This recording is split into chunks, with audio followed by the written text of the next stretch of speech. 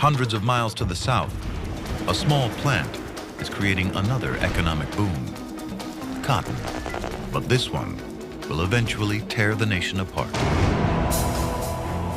Cotton is native to tropical regions, making the southern states of the U.S. a perfect breeding ground. The valued part is the soft fiber which grows tightly around the shrub's sticky seeds. There are 30 species worldwide. Growing it's no problem. But processing the fiber before it can be spun into cloth is labor-intensive, especially separating the seeds. For years, it could only be done by hand. 1 pound took an entire day. A simple patent filed on March 4th, 1794, changes all that. The cotton gin. It automates the process and deeply divides the country. The cotton gin transformed not only America, but the world. The concept of mass production using a machine just exploded everywhere. One man can now process 50 times more cotton. Output skyrockets all over the South. In 1830, America is producing half the world's cotton. By 1850, it's nearly 3/4. Called white gold, cotton supports a new lavish lifestyle in the South. By 1850, there are more millionaires per capita in Natchez, Mississippi than anywhere else on Earth. The richest man in town owns 40,000 acres, nearly 3 times the size of Manhattan Island.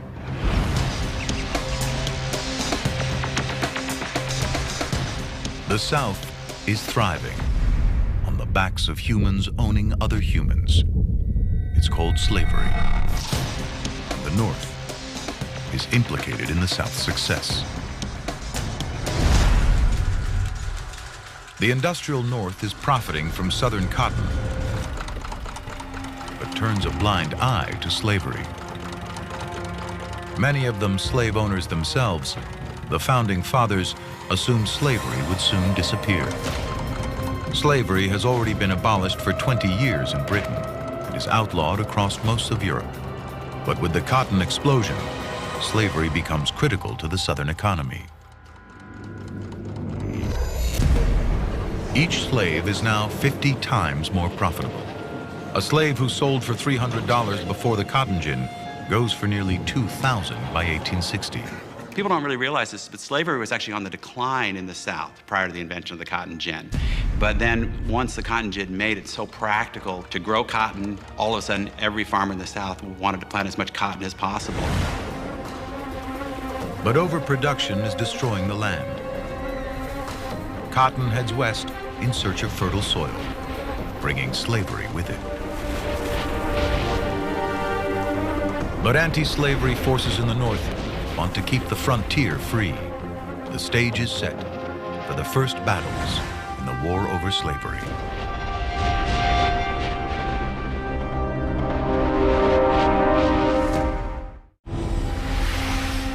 Cotton is changing the way Americans live. In time, it will blow the nation apart. For the South, cotton is a gold mine. Now the North wants a piece of the action. It's a partnership that makes everyone rich. Based on a new machine, the power loom.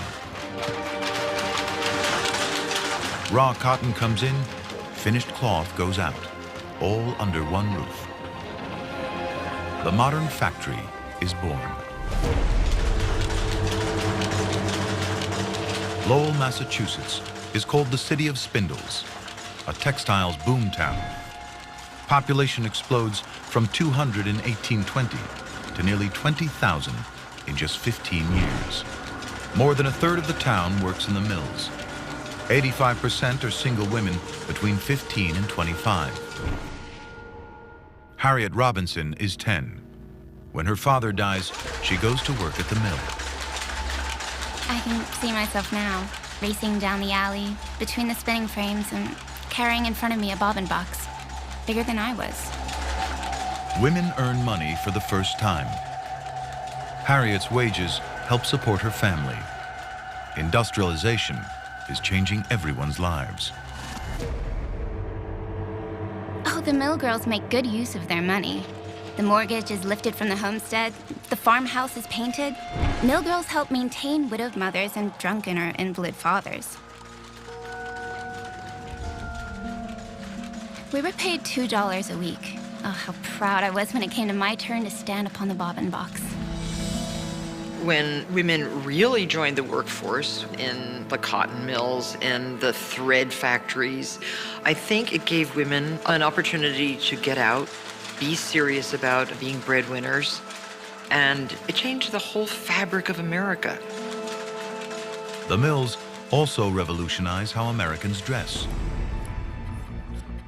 Mass production of cheap cotton fabrics spawns America's clothing industry. Previously, most families made their own clothes. Now people buy ready-to-wear. Eastern fashions replace buckskin.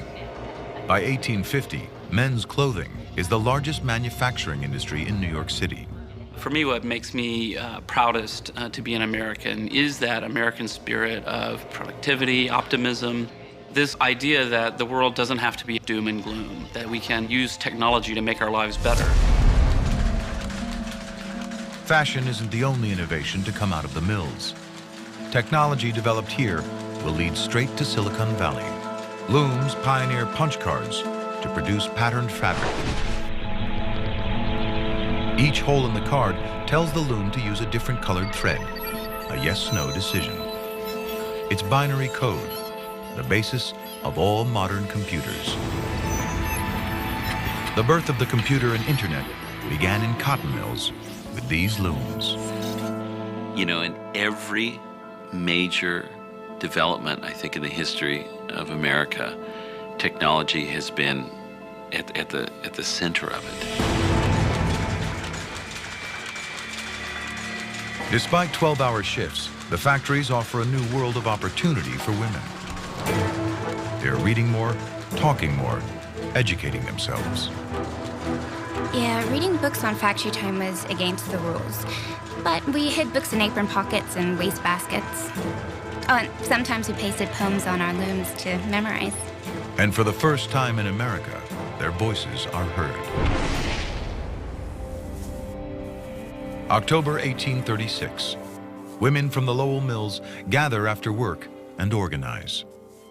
Their protest against wage cuts is one of the first strikes in U.S. history. And they will win. The mill bosses back down. A generation of young women go on to become teachers, writers, and even college graduates. Harriet Robinson will become a leading suffragette and testify before Congress. They're the first wave in a movement that results in women getting the vote. Their secret meetings at night are only possible with the light from lamps powered by an extraordinary creature. Whale oil opened up the night. And like so many really transformative technological innovations, it expanded human freedom. It created a way for people to get more, do more, and achieve more. Crude oil won't be discovered for another 20 years. Until then, America runs on whale oil. The whaling industry helped invent part of the kind of industrial revolution. And the classic American workaholic, work around the clock kind of environment, where if you had more light to keep you going in those dark winter days, you could get more done, you could make more money, and you could kind of drive the economy forward.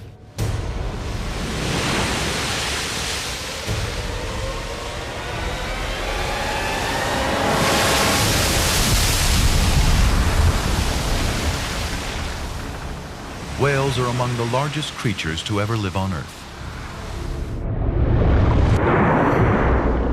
Up to 180 tons and more than 100 feet long.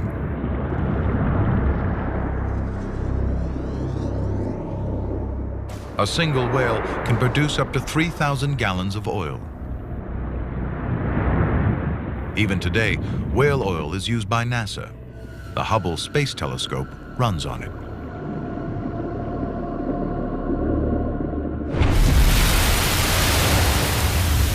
is one of the North's biggest industries, bringing in $11 million a year. But the human cost is also high. Half of all ships will eventually be lost at sea. Few men are willing to take the risk. But it's an opportunity for African Americans.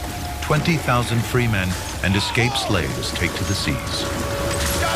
John Thompson is a runaway from Maryland. I have a family in Philadelphia, but fearing to remain there any longer, I thought I would go on a whaling voyage where I stood least chance of being arrested by slave hunters.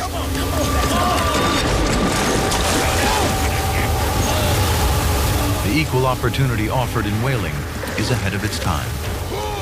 Here, a colored man is only known and looked upon as a man and is promoted in rank according to his ability and skill to perform the same duties as a white man.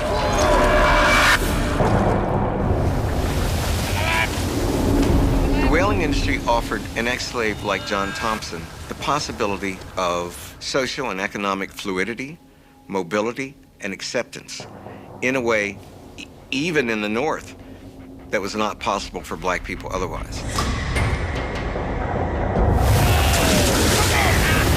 The man on the lookout cried out, "There she blows!" There were 4 whales in sight, not more than 3/4 of a mile distant.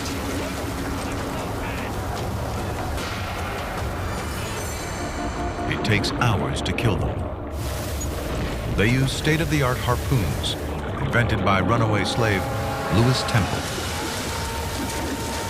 The whale can only be killed by lancing him under the fin, which is a work of much skill and practice.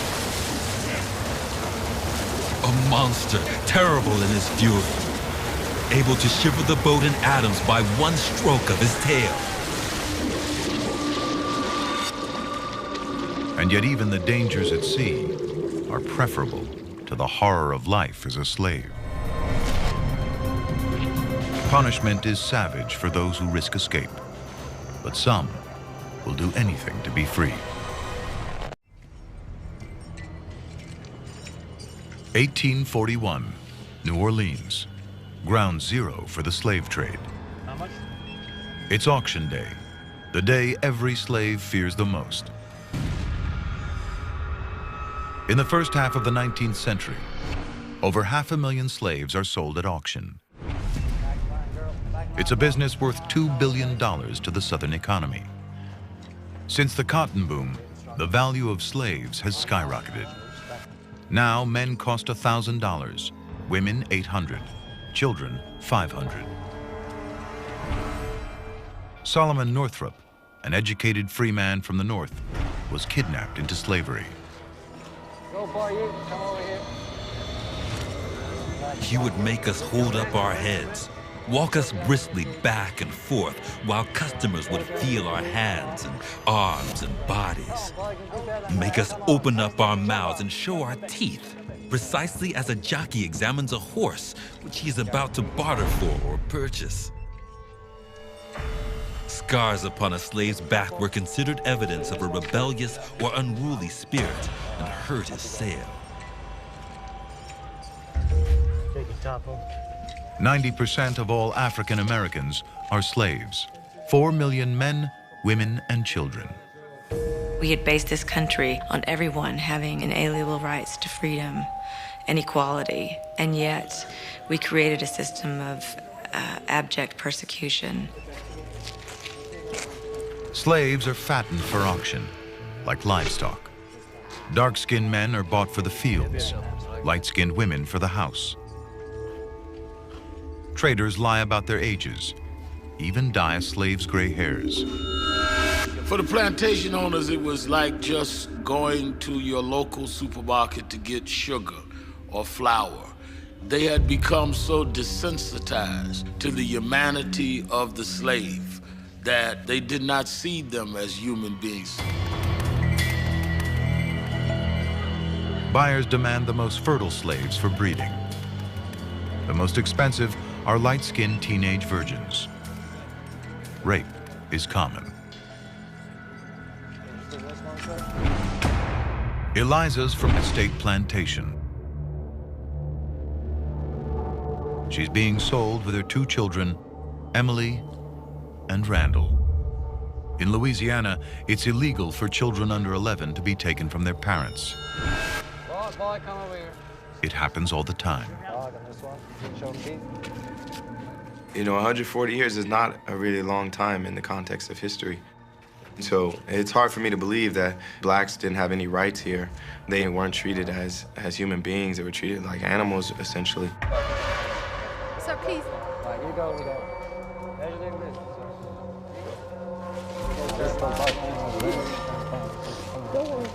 Oh, my life.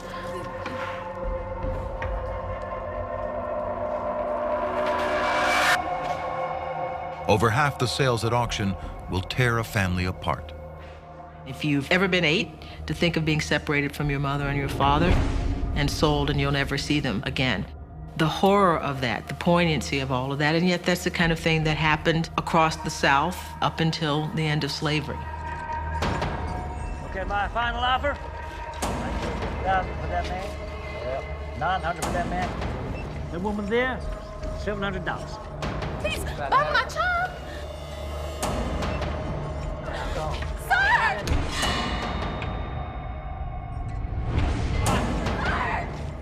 I have seen mothers kissing for the last time the faces of their dead offspring, but never have I seen such an exhibition of intense grief as when Eliza was parted from her child. Come on, out. You go.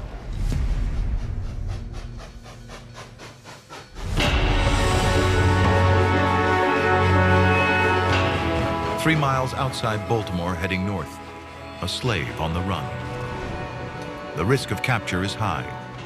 At most, 1,000 a year are successful. Ears cut off, Achilles tendons slashed, branding, all are common punishments if caught. Frederick Douglass has failed twice, but won't let that stop him. Men like Douglass are the South's worst nightmare. He has a better chance than most of passing as a free man.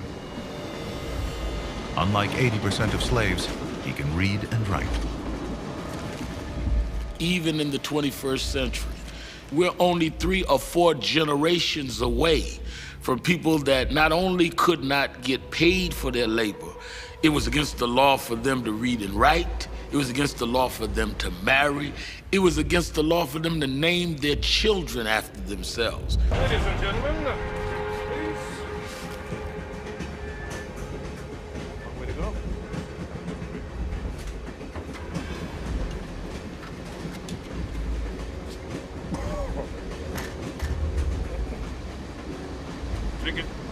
Black Americans must carry documents proving they're free or who they belong to.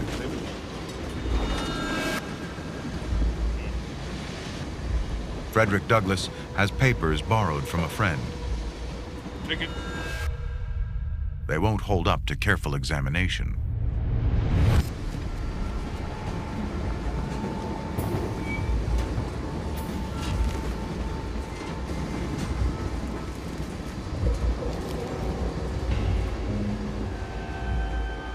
My whole future depended on the decision of this conductor.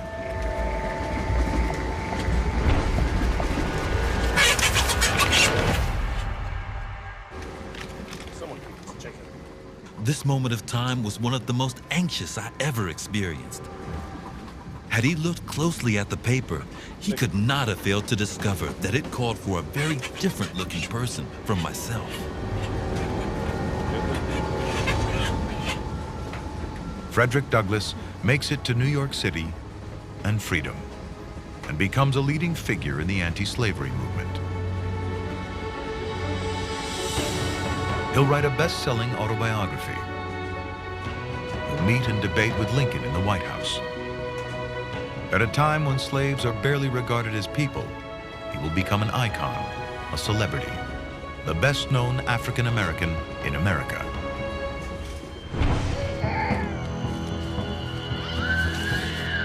The best hope for escaped slaves is the legendary Underground Railroad and the tireless efforts of Harriet Tubman. An escaped slave herself, she risks her life returning south again and again to guide others to freedom. A masterful escape artist, Tubman will do anything to avoid capture, even keeping babies quiet with opium. Harriet Tubman is the Moses of our people. She was a wanted woman. She was a hated woman, reviled by the white South. Just imagine you have gotten out of slavery, you've escaped, and yet you come back. You have the courage and the care about other people to come back into a hell.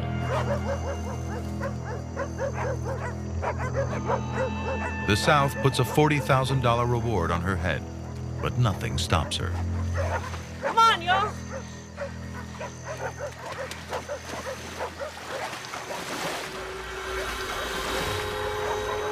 Come on.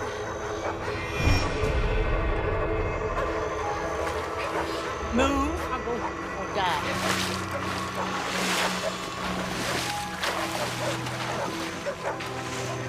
Tubman is one of America's first civil rights activists. In the same month she dies, Rosa Parks is born. Frederick Douglass and Harriet Tubman threaten everything the South stands for. Tens of thousands of slave owners had to deal with, for the first time, the fact that these people are going to rebel. She was far more effective as the symbol that they feared than the few hundred that she saved. Nearly 60,000 slaves will escape, up to a $50 million loss to their owners. But it symbolizes much more.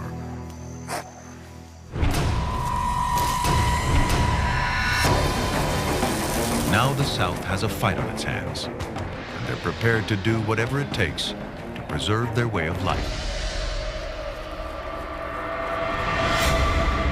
The fight for the soul of a nation is just getting started.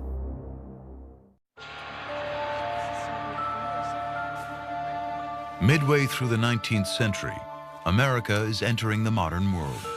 In 20 years, there'll be Levi's jeans, chewing gum, and hot dogs. But the nation is split, being torn apart at the seams, dividing North and South. Slavery became not simply a political issue, not simply an economic issue, but a moral issue as well. It became the issue that defined North and South in the 1850s. September 1850. The Fugitive Slave Law brings the brutality of Southern slavery to the North.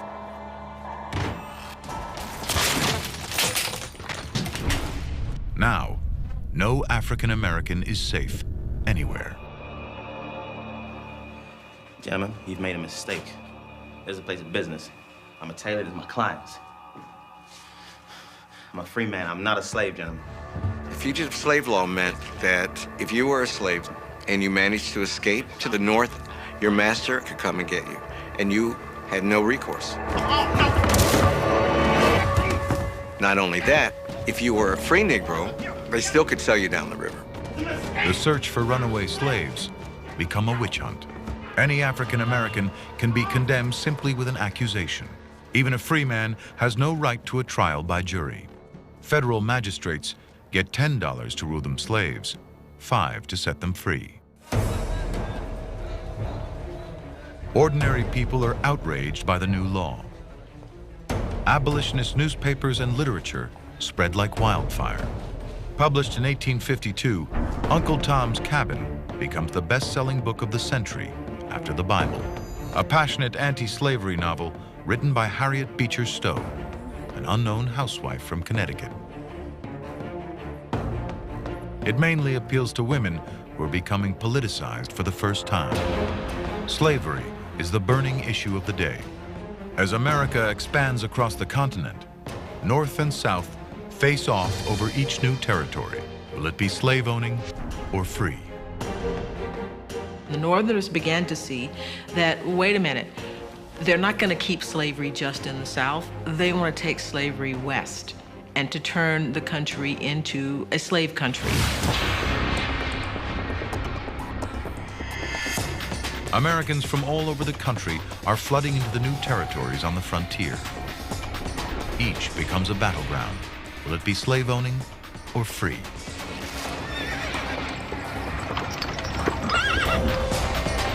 It comes to a head in Kansas. A peaceful protest turns violent.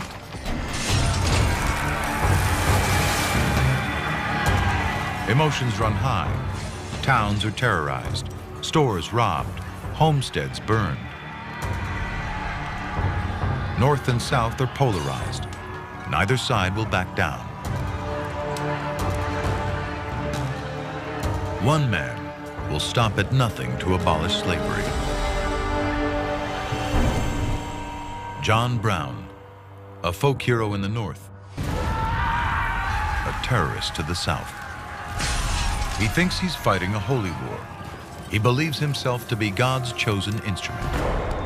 He will murder for his cause. John Brown is one of those controversial figures about whom almost anything you can say is true. He's a terrorist in our modern terms. He's a revolutionary. The divide between North and South is an open wound. Kansas bleeds for 2 years. More than 200 dead. America is on the road to war. Slavery is tearing the nation apart. America is built on a number of distinct fault lines. One, of course, was slavery and freedom. That was a fault line that had to be addressed. In the South, slavery is a way of life, even for non-slave owners. Anti-slavery forces in the North threaten their right to decide their fate. There is still, in some areas of America, a great pride in being Southern and holding true to the original Southern attitude.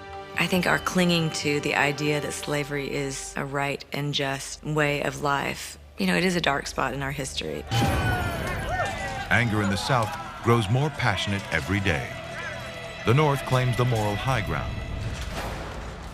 But they are getting rich off cotton too. Pretty much everybody agreed that a crisis was developing. Not everyone knew that the crisis would include, in the end, a civil war, but everyone understood that a showdown between the slave South and the free North was about to occur. John Brown wants to light the fuse. October 1859. Passionate in his hatred of slavery, Brown prepares to take the fight into the heart of the South.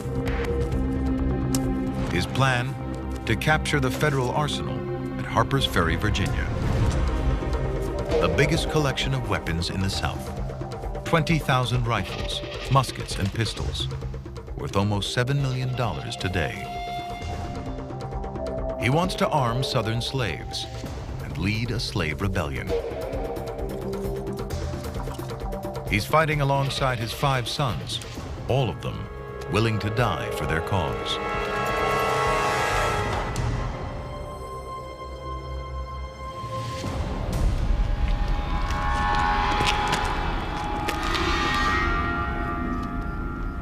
The arsenal is poorly defended. Breaking in is a pushover. But his raid is based on local slaves rising up and joining the fight. He needs a small army to carry off so many weapons. Without slave reinforcements, it's a suicide mission. Word gets out, and local townsfolk attack the arsenal. Not a single slave joins Brown and his men. They are trapped and fighting for their lives. I want to free all Negroes in the state. I have possession of the United States Armory. And if the citizens interfere with me, I must only burn the town and have blood.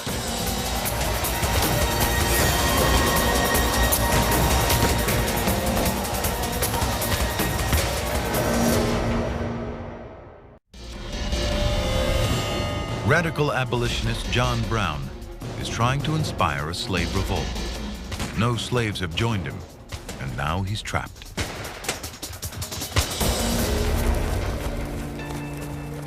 At dawn, the U.S. Marines arrive. They storm the arsenal under the command of Colonel Robert E. Lee.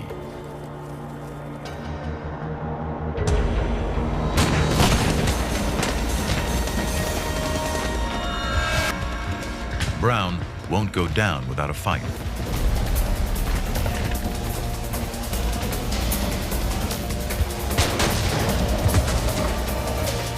But the soldiers overwhelm them.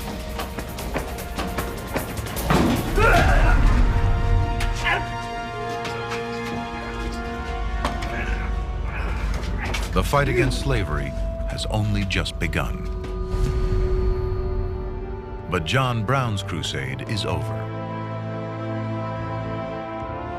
His sons are dead. His trial captivates the country. Charged as a criminal, he puts the institution of slavery on trial. America is fatally divided. Brown is convicted of treason and sentenced to death. A terrorist in the South, a martyr in the North. He's executed on December 2nd, 1859. As the country prepares to elect a new president in 1860, many wonder if the nation can survive. I, John Brown, am now quite certain that the crimes of this guilty land will never be purged away, but with blood.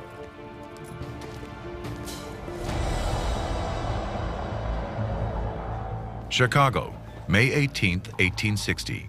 A backwoods congressman comes out of nowhere to grab the new Republican Party's nomination for president. Abe Lincoln's only claim to fame, he's lost 2 elections to the Senate. Personally, Lincoln hates slavery, but he's desperate to hold the country together. What I admire about Abraham Lincoln is that he had his beliefs, and he stuck to his beliefs at a time when it wasn't popular to do so, especially when it was black, white, and very cut and dry. He stuck to his beliefs.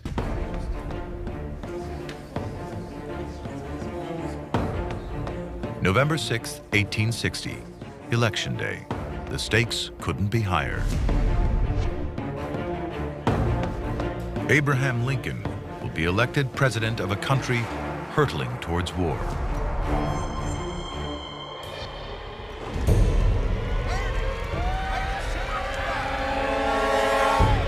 The South rebels, convinced he'll abolish slavery.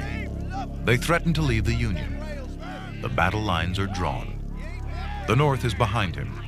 For the South, Lincoln is the enemy.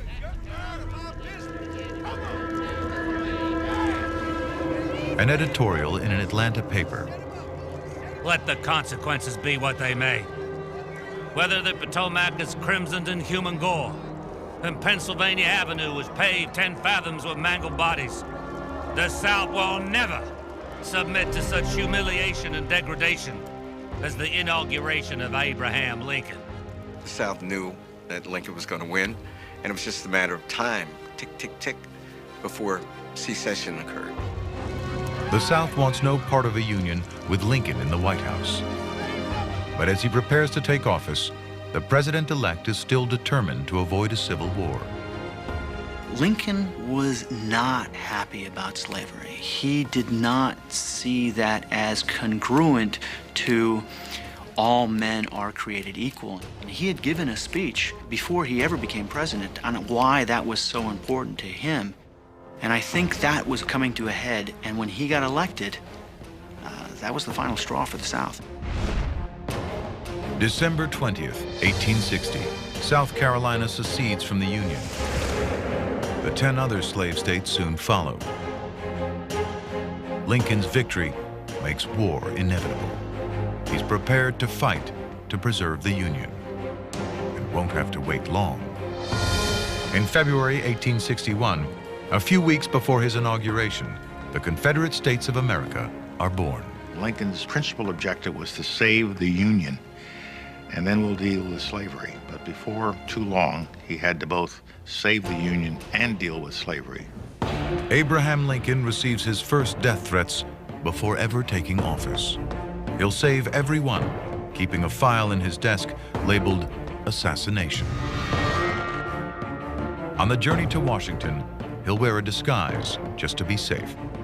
He'll do anything to avoid war, except allow slavery to expand. It is Lincoln who explains the case for freedom and says, I'm not going to attack slavery where it is, but I'm not going to let it expand. At his inauguration, Abraham Lincoln reluctantly pledges that states with slaves will be allowed to keep them. But it's too little, too late. A virtual state of war already exists. The South mobilizes an army of 800,000 men against a Union army of 2.5 million.